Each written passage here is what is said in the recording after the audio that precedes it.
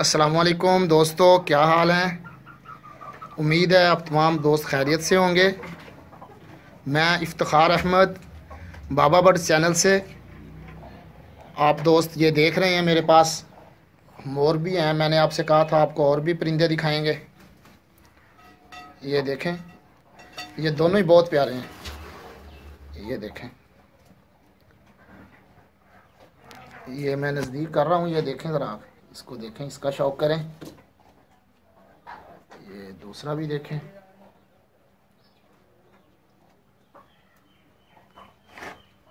ये 1 साल के हो गए हैं।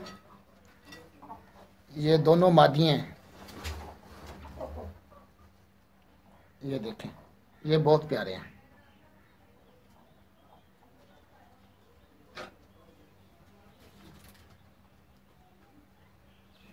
ये इसके साथ टर्की भी आ रहा है। ये देखें, टर्की पहले भी आपको दिखाया था एक वीडियो में।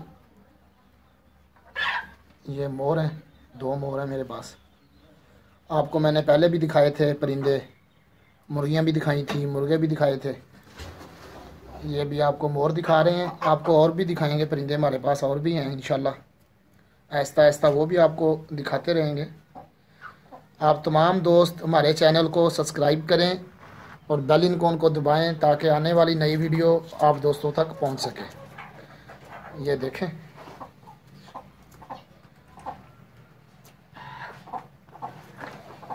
ये बहुत प्यारे हैं। 1 साल के हो गए हैं ये देखें।